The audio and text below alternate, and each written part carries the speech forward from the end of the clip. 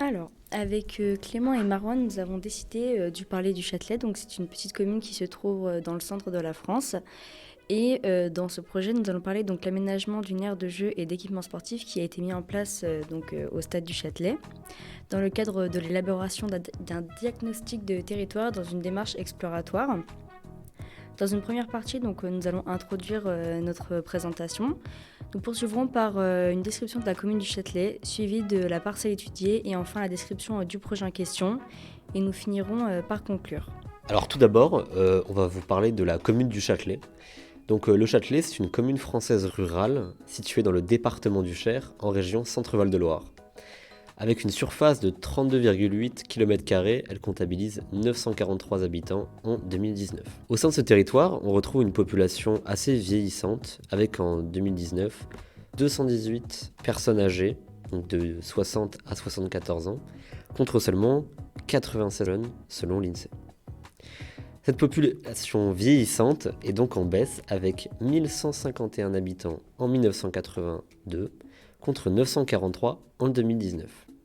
La population a du mal à se renouveler en raison de la hausse de la mortalité et de la baisse de la natalité. On retrouve au sein de ce territoire une majorité de femmes, mais en revanche la taille des ménages présents au sein de ce lieu a tendance à diminuer depuis les années 70, avec un nombre de résidents par résidence principale d'environ 3 à 2 en 2019.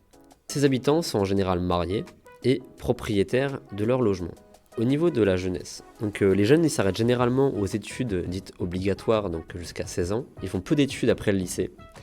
Cela se voit avec le niveau de diplôme des habitants, avec 41,9% de personnes qui n'ont aucun diplôme ou seulement un certificat d'études primaires. 11,8% de la population ont obtenu le baccalauréat ou un équivalent. Tout cela est expliqué par le fait que seulement 17,8% des 18-24 ans font des études supérieures. Malgré cela, la grande majorité de la population reste active avec une minorité de chômeurs. Le revenu médian du revenu disponible par unité de consommation est de 18 590 € en 2020. Au niveau des infrastructures, on retrouve des équipements sportifs comme des gymnases, des terrains de foot, des commerces liés à l'alimentation, une école maternelle, primaire et un collège, une gendarmerie et des artisans et des hôtels, etc. Le fait que les infrastructures soient assez restreintes s'explique par la localisation, qui en fait donc un village rural. Pour résumer les points forts de ce territoire, ça va être la proximité avec la ville environnante, la présence de commerces et d'artisans dans un emplacement qui est donc assez limité, et la présence de lieux d'études, donc maternelle, primaire, collège. Pour ce qui est des points faibles, on retrouve le manque d'axes de communication et de transports en commun réguliers et ouverts à tous. Nous allons maintenant parler de la parcelle que nous étudions. La commune ne disposant ni d'un PLUI ni d'un SCOT et n'ayant pas eu recours à un diagnostic de territoire pour le projet, par faute de moyens humains et financiers, il nous a été difficile de nous procurer des documents d'urbanisme à propos de la parcelle. La parcelle dans laquelle les aménagements ont eu lieu se trouve à l'extrémité est de la commune. Comme on peut le voir avec le schéma, la parcelle se situe à l'extrémité est de la zone urbaine de la commune. En continuant, on sort pour retrouver uniquement des zones naturelles et agricoles. Sa surface est d'environ 1770 m². Il s'agit d'une superficie relativement importante par rapport aux autres parcelles présentes au Châtelet. La parcelle comprend un stade de football. Ce stade occupe plus de la moitié de l'espace. La partie ouest est occupée par une petite route goudronnée. Tout au nord se situe un parking public et gratuit, également goudronné. C'est par ce parking que l'on accède à un chemin menant au gymnase de la commune, situé sur la parcelle mitoyenne. Entre ce parking et le stade de football, on trouve un ancien terrain de basketball. C'est sur ce terrain que les aménagements ont été effectués. La parcelle étudiée est la parcelle de la section AS 0028 de la commune du Châtelet. Donc il s'agit d'une parcelle faisant partie d'une sous-section agricole. Les sections agricoles sont considérées comme un ensemble de zones comprenant des parcelles composées d'une richesse à la fois biologique, agronomique, économique et paysagère. Ces zones sont soumises à une législation stricte, figurant notamment dans l'article L 123.1.5 du Code de l'urbanisme. Sur les zones agricoles, par défaut, et même s'il existe des dérogations et des exceptions, deux types de constructions sont possibles, les constructions nécessaires à l'exploitation agricole de la zone et des constructions qualifiées comme équipements collectifs et relevant de services publics. Il faut néanmoins que ces constructions, qui ne sont pas reliées directement à l'exploitation agricole de la zone, soient compatibles avec l'exercice d'une activité agricole, pastorale ou forestière dans l'unité foncière où elles sont implantées. Donc le projet correspond clairement à la deuxième situation dans notre cas.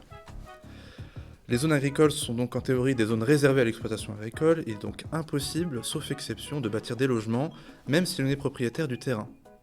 Et quand bien même il y aurait une exception, le règlement en matière de hauteur, d'implantation, de densité, de respect de l'environnement, de sa biodiversité et de cohérence du bâti par rapport aux spécificités de la zone est assez strict. Dans tous les cas, toute nouvelle construction en zone A ne doit pas porter atteinte à la sauvegarde de ces paysages et de ces espaces naturels. Au niveau du choix de la parcelle, plusieurs lieux ont été étudiés. Au départ, un champ à côté des établissements scolaires avait été étudié. Bien que la proximité avec ces établissements présentait un bel avantage, l'aménagement du terrain aurait été trop coûteux puisqu'il est très irrégulier. Ensuite, l'ancienne gare avait été également proposée, mais elle ne répondait pas aux critères de sécurité nécessaires, dû notamment à la forte présence de feuilles mortes sur les lieux, en particulier en saison automnale. Un petit espace proche du Super U, au nord de la commune, avait été également proposé, mais la proximité avec la route, qui était très empruntée, présente un risque trop important pour les enfants. Donc c'est seulement après avoir étudié ces trois lieux-là que l'ancien terrain de basketball en face du stade de football et à proximité du gymnase de la commune a été proposé. Donc il a été retenu pour plusieurs raisons. Certes, le terrain de basket est à l'extrémité de la commune, mais la proximité avec le stade de football et le gymnase assure la fréquentation par une partie du public cible, les enfants. De plus, la taille de la commune fait que les équipements resteront accessibles à pied. Le lieu dispose d'un avantage économique, puisque les fondations en dur étaient déjà présentes et elles sont coûteuses. Elles ont permis de réaliser des économies qui sont non négligeables, selon les dires du maire. Enfin, le lieu était sécurisé. Il s'agissait d'un critère très important pour le choix de la parcelle. Il est dégagé, éloigné du trafic routier et disposant de zones ombragées. En plus de cela, le parking à proximité a été un plus dans la prise de décision. Le choix de l'emplacement pour la réalisation de ce projet présente finalement de nombreux avantages pour peu de faiblesses. La seule faiblesse que nous percevons serait la concentration sur la zone est de la commune des équipements et structures de loisirs et de sport. Selon nous, la taille de la commune fait que ce désavantage est minimisé. Finalement, la parcelle choisie pour réaliser le projet présentait de nombreux avantages et une belle opportunité pour des défauts moindres. Dans cette troisième partie, nous allons faire donc la description du projet. Donc le projet que nous allons maintenant développer est la création d'une zone d'aire de jeu ainsi que d'équipements sportifs au stade du Châtelet. Ce projet a débuté en juin 2021 et s'est achevé en début d'hiver 2022.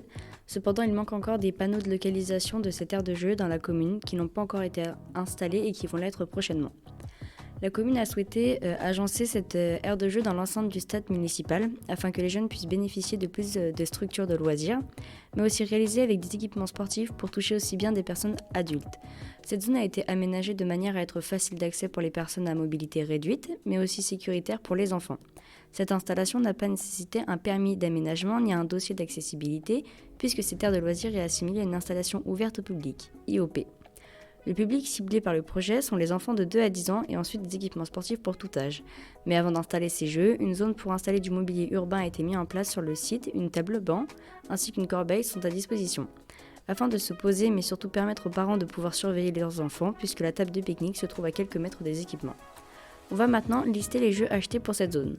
Une structure de jeu en forme de papillon avec une cabane, un toboggan, un espace pour grimper, une cachette, une échelle pour escalader, des tours. Ce jeu en forme de papillon peut accueillir environ 6 à 10 personnes. Ils ont ensuite installé une balancine sur ressort à 4 places, aussi un chien Saint-Bernard à une place sur ressort. Des panneaux ludiques à scellés ont aussi été installés, des curseurs, un camion ainsi que des tirs au but. Et enfin, pour les agrès de motricité sont compris un dispositif de ski de fond en extérieur, un rameur et un module ascenseur de l'extérieur. La commune ne possédant pas une base financière importante ne pouvant donc pas installer des jeux trop conséquents. Pour cette installation a été mise en place une commission municipale avec 4 ou 5 conseillers qui ont reçu 2 commerciaux. Ceux-ci ont proposé des jeux en corrélation avec l'âge des enfants, le niveau de sécurité et de solidité. Pour cette mise en place, aucune collaboration n'a été faite, seulement avec le personnel communal et donc la commission municipale. De plus, aucune consultation avec les Castelloises et les Castellois, donc la population de la commune, n'a été faite, car cela aurait été trop compliqué pour étudier les réponses à la suite. Nous allons maintenant parler des coûts financiers. À la suite du choix de l'emplacement de la zone d'aire de jeu, qui permet de régler les problèmes de stationnement et de l'accessibilité, cela a permis des économies non négligeables. Des bordures ont été installées ainsi qu'une colle pâteuse pour un prix de 630 € TTC. Pour continuer, les infrastructures d'aire de jeu pour les enfants de 2 ans et plus ont un coût de 10 000 € avec les panneaux ludiques pour 1 530 € et des équipements comme des dalles en béton ainsi que des dalles amortissantes et d'autres matériaux ou un coût final de 16 036,80 € TTC. Suivi des motricités avec le ski de fond, le rameur ainsi que l'ascenseur pour 3 622,80 €. L'entreprise qui a été choisie par la commission est Altrad Meffran, sur la base d'un devis de 16 036,80 € TTC à l'unanimité des voix au conseil municipal. Parallèlement à l'acquisition de ces équipements, le chiffrage de l'entreprise Altrad Meffran a été présenté par Madame le maire avec donc des équipements de motricité pour 3 622,80 € ainsi que du mobilier dédié à l'aire de loisirs pour 1 177,20 €, qui compte la table de pique-nique, un banc ainsi qu'une poubelle. L'opération globale est chiffrée à la somme de 20 836,80 € TTC. Le conseil municipal, à l'unanimité des voix, autorise son maire à solliciter des subventionnements auprès de l'État au titre de la DETR DSSIL 2022 ainsi que la région au titre du CRST 2022. Donc pour conclure, nous avons vu à travers l'étude de ce projet l'importance de revitaliser les territoires et l'impact sur ces territoires.